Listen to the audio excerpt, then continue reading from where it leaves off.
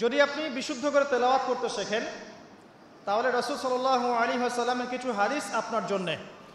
নবী সাল্লাল্লাহু আলাইহি ওয়াসাল্লাম বলেছেন, ইকরাউল কোরআন, তোমরা বিশুদ্ধ করে কোরআন তেলাওয়াত করো। ফাইন্নাহু ইয়াতি ইয়াউমাল কিয়ামাহ শাফিআন লিআসহাবিহি, কারণ কিয়ামতের দিন কোরআন তার পাঠকের পক্ষে সুপারিশ করবে। সুবহানাল্লাহ। তিনি বলছেন সূরা বাকারা এবং সূরা আলে ইমরান সুপারিশ করবে, ওই পাঠকের উপরে ছায়া প্রদান করবে। কিয়ামতের মাঠে কোনো ছায়া থাকবে? আল্লাহর আরশের ছায়া থাকবে, কোরআন আপনাকে ছায়া দিবে। সূরা আলে ইমরান, সূরা বাকারা আপনাকে ছায়া দিবে। বিশুদ্ধ করে তেলাওয়াত করা শিখলে আপনি রাত্রেবেলা সূরা মুলক তেলাওয়াত করবেন। কোন সূরা? সূরা মুলক যে ব্যক্তি রাতের বেলা তেলাওয়াত করে, এই ব্যক্তি মৃত্যুবরণ করলে ইনশাআল্লাহ তাআলা তার কবরের আযাব হবে না। কবরের আযাব কি চারটাখানি কথা? সূরা মুলক তেলাওয়াত করলে এই ব্যক্তিকে সূরা মুলক কবরের আযাব থেকে বাঁচিয়ে দিবে ইনশাআল্লাহ। 30টা আয়াত মুখস্থ করে ফেলতে পারেন। কোরআন তেলাওয়াত করা শিখলে আপনি আয়াতুল কুরসি পড়তে পারবেন। কোনটা? আল্লাহু লা ইলাহা ইল্লা হুয়াল হাইয়ুল কাইয়্যুম, এখান থেকে শেষ পর্যন্ত। সূরা বাকারার আয়াত নাম্বার 255। প্রত্যেক ফরজ নামাজের পর যে ব্যক্তি বিশুদ্ধ করে আয়াতুল কুরসি তেলাওয়াত করবে, মৃত্যু ছাড়া তার জান্নাতে যাওয়ার কোনো বাধা নাই। সুবহানাল্লাহ। আর ছোট্ট সূরা আছে কিছু, সূরা ফালাক, সূরা নাস, সূরা ইখলাস। সকালে 3 বার সূরা ইখলাস, 3 বার ফালাক, 3 বার নাস। বিকেলবেলা বা সন্ধ্যার পরে 3 বার সূরা ইখলাস, 3 বার ফালাক, 3 বার নাস। নবী সাল্লাল্লাহু আলাইহি ওয়াসাল্লাম বলছেন, এই ব্যক্তিকে দৃশ্য অদৃশ্যের যাবতীয় ক্ষতি থেকে বাঁচানোর দায়িত্ব আল্লাহ নিয়ে নেবেন ইনশাআল্লাহ। কোনো বিপদ আপদ বালা মুসিবত হঠাৎ করে আপনাকে আক্রমণ করবে না ইনশাআল্লাহ। এরপরে আছে সূরা বাকারার শেষের 3টা আয়াত, লিল্লাহি মা ফিস সামাওয়াতি, এখান থেকে ফানসুরনা আলাল কওমিল কাফিরিন পর্যন্ত। নবী সাল্লাল্লাহু আলাইহি ওয়াসাল্লাম বলেছেন, যে ব্যক্তি রাতের বেলা এই আয়াতগুলো তেলাওয়াত করবে, সারা রাত নফল নামাজ পড়লে যে নেকি হতো, এই 3টা আয়াত তেলাওয়াত করলে সে নেকি হয়ে যাবে ইনশাআল্লাহ। এগুলো কি চারটাখানি কথা? সূরা কাহাফের প্রথম 10টা আয়াত, শেষের 10টা আয়াত যে ব্যক্তি মুখস্থ করবে এবং আমল করবে এবং জুমার দিন এটা তেলাওয়াত করবে, সেই ব্যক্তির জীবদ্দশায় যদি দাজ্জাল বের হয়, দাজ্জাল, কোন দাজ্জাল? মাসিহুদ দাজ্জাল, সবচেয়ে বড় ফিতনা। পৃথিবীর সব ফিতনাকে একসাথে করলেও দাজ্জালের ফিতনার মতো ভয়ঙ্কর হবে না। আমি বুঝাতে পারছি না। পৃথিবীতে এখন সামাজিক ফিতনা আছে, পারিবারিক ফিতনা আছে, পলিটিক্যাল ফিতনা আছে, জিও পলিটিক্যাল ফিতনা আছে, অর্থনৈতিক ফিতনা আছে, সাংস্কৃতিক ফিতনা আছে, সুদের ফিতনা, জেনার ফিতনা, ধর্ষণ, রাহাজানি, মারামারি, কাটাকাটি, ছিনতাই, ফিতনার কি শেষ আছে? সবগুলো ফিতনাকে একসাথে করলেও দাজ্জালের ফিতনার সমান হবে না। আমি মনে হয় বুঝাতে পারছি না। পৃথিবীর সমস্ত ফিতনাকে একসাথে করলেও এই মাসিহুদ দাজ্জালের মতো ফিতনা হবে না। যখন সে বের হবে তখন পৃথিবীর অবস্থাই চেঞ্জ হয়ে যাবে। এই পৃথিবীর আগের পৃথিবী থাকবে না, পৃথিবী থাকবে না এমন। যতদিন যাবে পৃথিবী তার ধ্বংসের দিকে যাবে, আস্তে আস্তে আস্তে আস্তে পৃথিবী তার ধ্বংসের দিকে যাবে এবং কিয়ামতের সমস্ত আলামত প্রকাশিত হয়ে যাবে ইনশাআল্লাহ তাআলা। হাতে সময় বেশি নাই। সেই 1400 বছর আগে নবীজি বলেছেন যে আমার উম্মত আর কিয়ামতের মাঝখানের দূরত্ব হচ্ছে আসর থেকে মাগরিবের ওয়াক্তের মতো। বুঝাতে পারছি না? আসরের ওয়াক্ত, এই যে এখন আসরের ওয়াক্ত, মাগরিব হতে কতটুকু সময় বাকি আছে? 1.5 ঘন্টা, 2 ঘন্টা। আল্লাহর কাছে উম্মতে মুহাম্মাদি এবং কিয়ামত আর উম্মতে মুহাম্মাদি এর মাঝখানে দূরত্ব হচ্ছে আসর থেকে মাগরিবের মতো। তাহলে কতটুকু সময় বাকি আছে আপনি ভাবেন। এই হাদিসটা বলেছেন নবীজি 1400 বছর আগে, আমি 1400 বছর পরে বললাম। তিনি 1400 বছর আগে কথা বলেছেন। তো যাই হোক, শেষ জামানার সবচেয়ে বড় ফিতনা হচ্ছে মাসিহুদ দাজ্জাল। ওই দাজ্জালের ফিতনা থেকে আপনাকে বাঁচাবে সূরা কাহফ। কিন্তু আপনাকে বিশুদ্ধ করে তেলাওয়াত করা শিখতে হবে আগে। সূরা আলে ইমরানের শেষের 10টা আয়াত রাতের বেলা তিলাওয়াত করা সুন্নাহ, সারা রাত নফলের নেকি পাওয়া যায়। সূরাতুল কাফিরুন, কুল ইয়া আইয়ুহাল কাফিরুন, এই সূরাটা যদি কেউ ঘুমানোর সময় পাঠ করে, রাতে শোয়ার সময় পাঠ করে, আল্লাহ নবীজি বলছেন সেই ব্যক্তিকে আল্লাহ পাক শিরিকের পাপ থেকে বাঁচাবে। কোন পাপ? শিরকের পাপ। আর আমি অনেক লেকচারে বলেছি যে প্রতি হাজারে 999 জন মানুষ জাহান্নামে যাবে। প্রতি হাজারে 999 জন মানুষ জাহান্নামে যাবে। তাদের আমল নামায় যে পাপটা থাকবে তার নাম হচ্ছে শিরক। কথায় শিরক, কাজে শিরক, বিশ্বাসে শিরক। আর এই শিরকে এখন আমরা হাবুডুবু খাচ্ছি। মুসলিমরা বিশ্বাস করে আল্লাহ ছাড়া অন্য কেউ সন্তান দিতে পারে। বিশ্বাস করে না? বিশ্বাস করে। মানুষ এখন বিশ্বাস করে আল্লাহ ছাড়া অন্য কেউ মহাবিশ্ব সৃষ্টি করেছে, বা মহাবিশ্ব এমনি এমনি সৃষ্টি হয়েছে বিগ ব্যাংয়ের মাধ্যমে, আল্লাহ সৃষ্টি করে নাই। মানুষ মনে করে জমিনে মানুষের বিধান চলবে, আল্লাহর বিধান জাদুঘরে থাকবে। এটা মানুষ মনে করে। মানুষ মনে করে মানুষ আল্লাহর হালালকে হারাম করতে পারে, আল্লাহর হারামকে হালালও করতে পারে। এটা মানুষের স্বাধীনতা, বাক স্বাধীনতা, ব্যক্তি স্বাধীনতা মানুষ মনে করে। মানুষ মনে করে যে আল্লাহ ছাড়া অন্য কাউকে সেজদা করা যায়, আল্লাহ ছাড়া অন্য কেউ সন্তান দিতে পারে, আল্লাহ ছাড়া অন্য কেউ ভালো মন্দের মালিক, জীবন মৃত্যুর মালিক, কল্যাণ অকল্যাণের মালিক। মানুষ এগুলো মনে করে। মানুষ এখন শিরকে হাবুডুবু খাচ্ছে। বিশ্বাসে শিরিক করে, কথায় শিরিক করে, অথবা কাজে শিরিক করে। মুসলিমরা আল্লাহ ছাড়া অন্য কাউকে সেজদা করে না। মুসলিমরা কবরে সেজদা করে না, মাজারে সেজদা করে না। মুসলিমরা কবরকে কেন্দ্র করে তাওয়াফ করে না। মুসলিমরা হাতে সুতা বালা পড়ে না। মুসলিমরা হাতে আংটি পড়ছে এবং মনে করছে যে এই আংটি ওকে রোগ থেকে বাঁচাবে, এই সুতা ওকে রোগ থেকে বাঁচাবে। মুসলিমরা চন্দ্র, সূর্য, গ্রহ, নক্ষত্রের কাছ থেকে কল্যাণ কামনা করে। মুসলিমরা মনে করে যে মানুষ আগামীকালকের আবহাওয়া বলতে পারে। মুসলিমরা রাশি চক্রে বিশ্বাস করে। মুসলিমরা টিয়া পাখির কথাই বিশ্বাস করে। দেখেন রাস্তার পাশে টিয়া পাখি বসে আছে, ভাগ্য গণনা করছে। এগুলো মুসলিমরা করে। শিরকের শেষ নাই। আমি একটা বইয়ের নাম বলি মাঝে মাঝেই, বইটার নাম হচ্ছে কিতাবুত তাওহীদ। কি নাম? কিতাবুত তাওহীদ। এই বইটা বাসায় কিনেন, দেখবেন শিরিক কত প্রকার, কি কি সব কিছু লেখা আছে এখানে, এবং কতভাবে আমরা শিরিক করি এটা লেখা আছে এখানে। বাঁচবেন কিভাবে সেটাও লেখা আছে।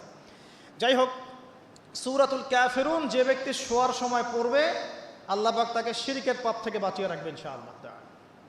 আল্লাহ পাক শিরকের একটা গোপন পাপ আছে, গোপন শিরক, রিয়া, মানুষকে দেখানোর জন্য আমল করা, লোক দেখানো আমল।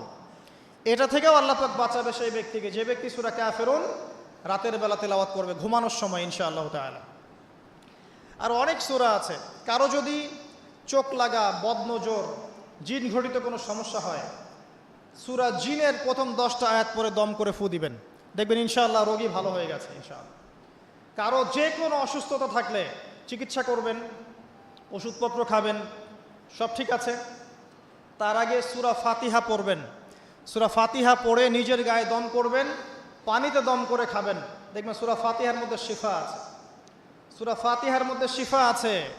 এই সূরা আরেকটা নাম হচ্ছে আয়াতুশ শিফা। এই সূরার মধ্যে শিফা আছে, আরোগ্য আছে। আর অনেক আয়াত আছে, এগুলো বলতে গেলে সময় শেষ হয়ে যাবে।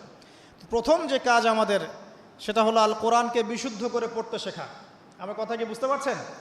যারা পড়া শিখেছেন আবার পড়া শেখেন। কারণ কি আমি বললাম, আপনার অক্ষরের পার্থক্যের কারণে, মদ মাখরাজের পার্থক্যের কারণে, তাজবিদের নিয়মের ভুল ত্রুটির কারণে অর্থ পরিবর্তন হয়ে যেতে পারে। তখন সারাটা জীবন আপনি ভুল পড়ে যাবেন। আর আমি এটা আপনাকে হলফ করে বলতে পারি যে আপনি কোরআন যতটুকু তেলাওয়াত করছেন এবং নামাজে যে আরবিগুলো পড়ছেন, এগুলোর মধ্যে অনেক ভুল ভ্রান্তি আছে, আপনি জানেন না। যদি আপনি কোনো আলেমের কাছে যান, তাকে শোনান, তিনি আপনার ভুল ধরাতে পারবেন। অতএব আবার বিশুদ্ধ করে পড়া শেখেন। আল্লাহ পাক তৌফিক দান করুন। নবীজি বলেছেন সাল্লাল্লাহু আলাইহি ওয়াসাল্লাম, মান ক্বারাআ হারফাম মিন কিতাবিল্লাহি ফালাহু হাসানা। কেউ যদি একটা হরফ তেলাওয়াত করে কোরআনের, তার নেকি হবে কত নেকি? আল হাসানাতু কাআশরি আমসালিহা। এক নেকি 10 দিয়ে গুণ করা হবে।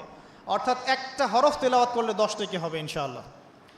আলিফ লাম মিম পড়লে 10 নেকি হয় না, আলিফ লাম মিম পড়লে 30 নেকি হয়। কারণ আলিফ একটা হরফ, লাম একটা হরফ, মিম একটা হরফ। আপনি কি জানেন কোরআনে কতগুলো হরফ আছে? আল কোরআনে 600টা পৃষ্ঠা আছে। কত পৃষ্ঠা? এটা হাফেজি কোরআনে 600 পৃষ্ঠা থাকে। প্রত্যেক 20 পৃষ্ঠায় একটা করে পারা শেষ হয়। প্রত্যেকটা পৃষ্ঠার মধ্যে 15টা করে লাইন থাকে। কয়টা লাইন থাকে? 15টা লাইন থাকে। প্রত্যেকটা লাইনের মধ্যে 9টা করে গড়ে শব্দ থাকে। গড়ে 9টা করে শব্দ থাকে। এক পৃষ্ঠায় দেখবেন 134 বা 135টা শব্দ থাকবে। এখন 600কে আপনি 135 দিয়ে গুণ করলে দেখবেন আল কোরআনে 77,800টা শব্দ আছে। 77,800টা শব্দ আছে, মানে প্রায় 78,000 শব্দ আছে। এটা হলো শব্দের কথা বললাম। এই শব্দগুলো সব নতুন শব্দ নয়, এগুলো বের হয়েছে মাত্র 4 থেকে 4,500 শব্দ থেকে, মাত্র 4 থেকে 4,500 শব্দ থেকে। এই শব্দগুলো আবার 3 ভাগে ভাগ করা যায়। এক ভাগ হচ্ছে নাউন্স, নাউন্স তো বোঝেন, বিশেষ্য, যেগুলোকে আমরা ইসম বলি, যেমন আল্লাহ, মুহাম্মদ, জিবরিল, মিকাল, ইব্রাহিম, ইসমাইল, এগুলো নাউন মানে বিশেষ্য।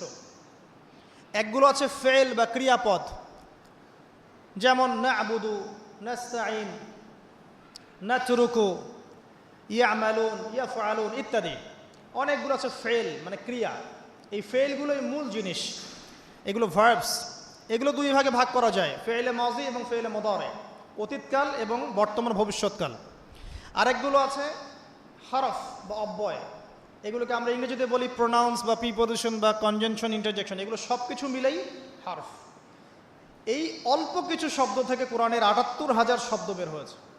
কোরআনের যদি কেউ 400 থেকে 500টা মাজদার জানে, মাত্র 400 থেকে 500টা মাজদার, ইনশাআল্লাহ তাআলা সে কোরআনের 70% অনুবাদ করতে পারবে ইনশাআল্লাহ।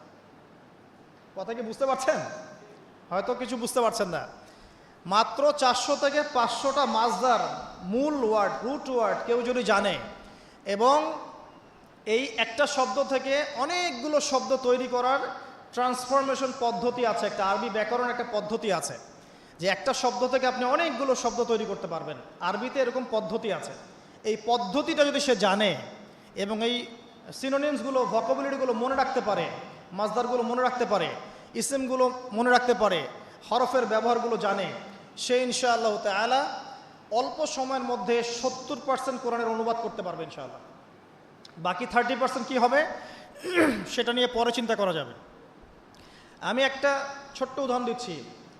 সূরা ফাতিহা, এখানে কম বেশি 18 থেকে 20টা শব্দ আছে, ঠিক আছে? আলহামদুলিল্লাহি রব আলামিন, রহমান রহিম, মালিক ইয়াউমদ্দিন, শব্দগুলো আছে, হয়তো সব মিলিয়ে হবে 18 থেকে 20টা শব্দ।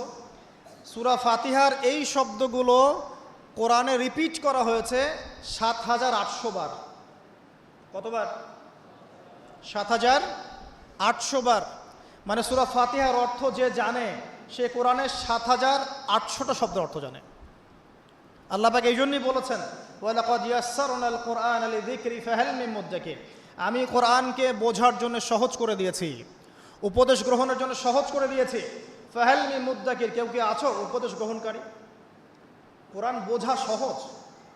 হাদিস শাস্ত্র কঠিন, হাদিস শাস্ত্রের মধ্যে অনেক কঠিন শব্দ থাকে, অনেক উঁচু স্তরের ব্যাকরণ থাকে। কোরআন সত্যি বোঝা সহজ, শুধু প্রয়োজন আপনার পরিশ্রম, আপনার লেগে থাকা, আপনার দোয়া, আপনার অধ্যবসায় এবং আলেম উলামার কাছে যাওয়া আসা করা এবং ধারাবাহিকতা বজায় রাখা। ইনশাআল্লাহ 2টা বছর সময় দেন, দেখবেন ইনশাআল্লাহ তাআলা আপনি আল কোরআনের মিনিমাম 60 থেকে 70% বুঝতে পারছেন। আমি কিন্তু বলছি না যে আপনি মুফতি হয়ে যাবেন, মুহাদ্দিস হয়ে যাবেন, মুফাসসির হয়ে যাবেন, এটা বলছি না। কিন্তু আপনি কেউ কোরআন তেলাওয়াত করলে আপনি তার অর্থটা বুঝতে পারবেন।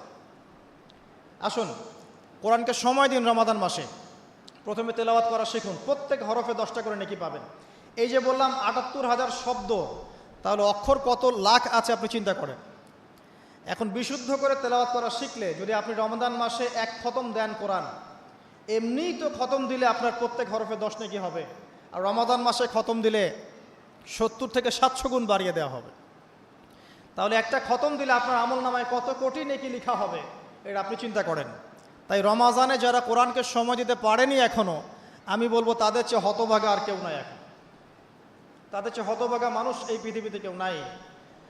আর তার জন্য আফসোস, যে ব্যক্তির বয়স হয়ে গেছে, বার্ধক্যে চলে গেছে, কিন্তু কোরআন বিশুদ্ধ করে তেলাওয়াত করার সৌভাগ্য হয়ে ওঠে নাই। আল্লাহ পাক আমাদের সবাইকে কোরআন তেলাওয়াত করার তৌফিক দান করুন, আমিন।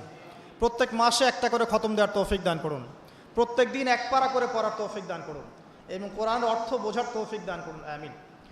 কোরআন তিলাওয়াত করা শেখার পরে কি করবেন? কিছু অংশ হিফজ করবেন, কিছু অংশ মুখস্থ করবেন। যারা পুরো মুখস্থ করে তাদেরকে আমরা বলি হাফেজে কোরআন, তাই তো? আমরা যারা হাফেজ হতে পারি নাই, আমাদের বাচ্চাদেরকে হাফেজ বানানো যায় না? আমার ছেলে, আমার মেয়ে, আপনার ছেলে, আপনার মেয়ে হাফেজ হতে পারে না?